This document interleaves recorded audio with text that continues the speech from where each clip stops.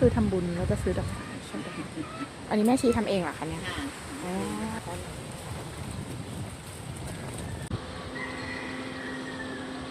แล้วก็ขับเครื่องรถไปข้างบนเลยเขาบอกให้ขึ้นไปว่าได้เลยตรงเต็นท์สีเขียวเลยดูให้เสียงลมสุดยอด